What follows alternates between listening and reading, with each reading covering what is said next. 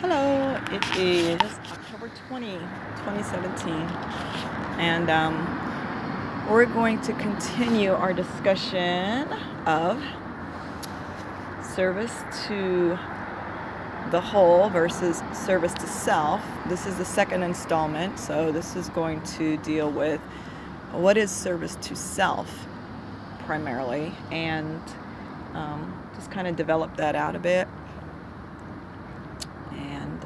Previous recording we talked about service to the whole, so now we're going to continue on with the other. Service to self is exactly what it sounds like. Service to self is the nucleus of everything that drives a person who lives in a service to self awareness, we'll say, place, way of existing.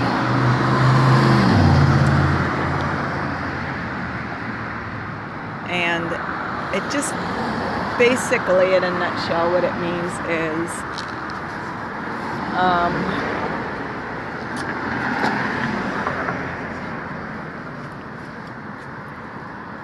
whatever else might happen, I want my needs and my wants, my desires to be met first and foremost. If other people benefit, well, that's all well and good. If other people don't benefit, well, the most important thing is that I'm not put in a situation where I'm too horribly uncomfortable, or in a situation where I'm not satisfied with it. So if I'm going to be speaking in first person now from the place of self-service. So again, the most important thing to me is that I'm comfortable and that what I want and what I perceive as my needs are met, come what may.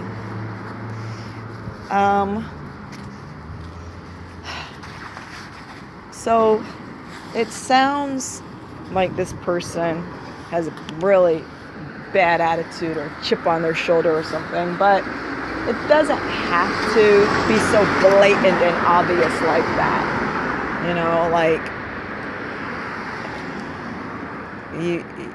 You meet a person who is in a service to self kind of mentality, and then you already know it instantly, like, oh yeah, that fool is definitely service to self. No, we live in a world that so much of it is service to self. It's separate, and we're constantly fed information through whatever propaganda or media or news outlet or so-called news outlet, the films, the books, the programs, everything. That's just divisive and separating, and it makes people feel separate. And the information is presented in a way of them. The problem is them. See? And so divisive. And it also makes people feel like they have to, it feels like it's just a dog-eat-dog world. So much of it. So people feel like if they don't put on this service to self kind of attire, I don't know, way of thinking and being, that they're just not going to be able to make it. There's a lot of corruption in the world, even in systems and institutions that formerly we used to look at as oh, okay, they have our back, they have our best interest at heart. Now people are realizing, wait a minute, they have their own best interest at heart. Again, self-service. Well, if those fools are only concerned with what they're getting out of it, where does that leave me? And people feel like, well, that leaves me where I need to do for me. Because, them out there, they're not.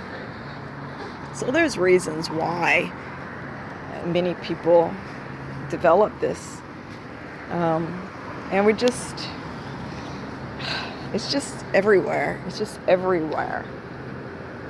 More often than not, we're looking at other people and seeing how they're different than we are, not how they're the same. And that right there, just that mentality of separateness, that's the foundation for this service to self mentality. Okay? So it's not necessarily because somebody is just so goddamn self-centered. They don't care about anything but themselves. But I mean, it can get to that. There are individuals who move around in this place with that mindset and like, screw everybody else. I don't care who else is going to have to suffer or not get what they need, just as long as my desires are met. So there we have that extreme as well. But it's, it goes from what we described earlier to that.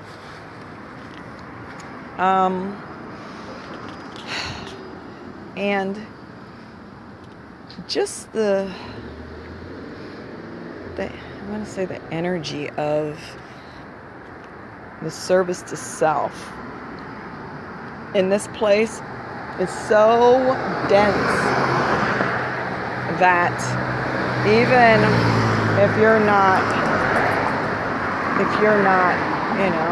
that asshole kind of person in the service to self category, and you really want to be a more caring and considering toward others and toward the whole, because the strength of the self-serving aspect is so strong here that we feel that it pulls. We feel that energy on us, so it makes it even more of a challenge to not put it on, to not be that way, or develop that kind of way of being. So that's basically it. Service to self. We described it. We're not going to beat it in the ground. It's just that's the main thing for a person who exists in that way, is that they get what they want. So, and unfortunately, those of us who live in the Western Hemisphere and who live in like a society where we have a lot that so much of the world doesn't even have nearly as much as we have in the way of material things and advantages here. But the truth of it is that in order for us to have that much, that means that many are going without. So even if we don't intend to have a self-serving way of existing, a lot of the things that we have with this lifestyle is a result of the whole not being served. So what does that mean? That means that a lot of the products that we're using here, clothes we're wearing, and stuff, we're getting it at the expense of someone else's best interest.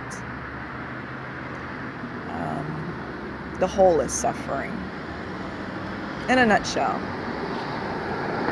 So that's something to think about. And many people are in that place now where we're just going to veer off the subject a little bit just for this point. And many people are simplifying their lives in recognition of that fact that a lot of the crap that we have, we don't need, and it's making that gap even wider between people, between justice. So why should there be a small percentage of people on the planet who have well and beyond what they need, and a huge percentage of the population of humanity not even having the things that they just need to have to be healthy, and to have physical health and mental health, and you see? But anyway, so that's just kind of a broader aspect of how the service to self mentality within a system can affect the whole. And one other point is that service to self, actually, no, we're not even going to go there. That's going to be the third installment, where we're going to talk about the differences or similarities between service to self and service to whole. But the one thing we will say is service to self is separate. It is not, a person in that state feels like they have to do for themselves in order to stay above water, to keep above water, to stay afloat, to survive in the world. They have to do it on their own, and their own strength, their own energy, their own ingenuity, their own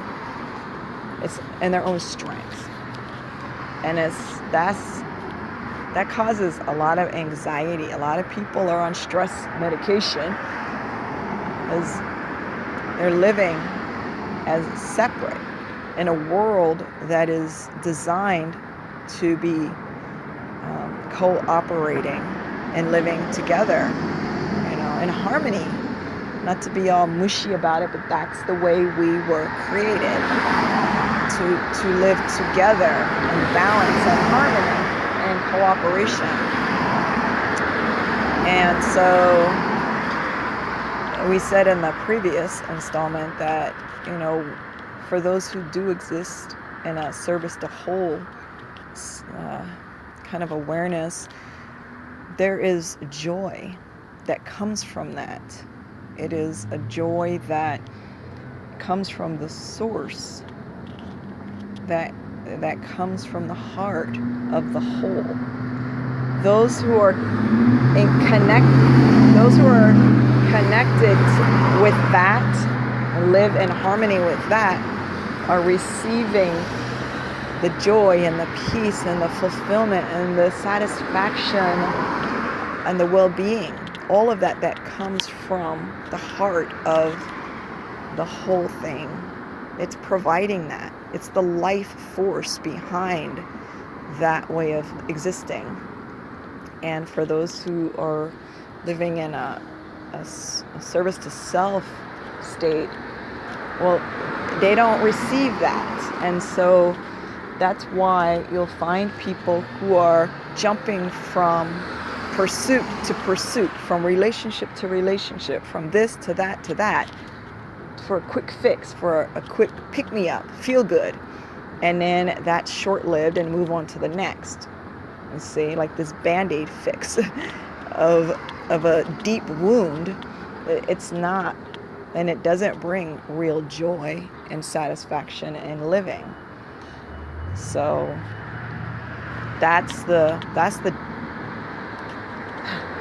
or at least one of the downsides of the downside of existing in that way is there is never that true deep fulfillment and joy in living, you see. So I think we covered all the bases on that one, in service to self. So in our next installment, again, we're going to talk about any similarities the two share, differences between them, and why it even matters on a, like, really, really why it matters whether or not we exist in one way or the other. You know, in the whole scheme of things, does it really matter? So we'll talk about that in the next one. As always, we want to wish you all much love. Bye.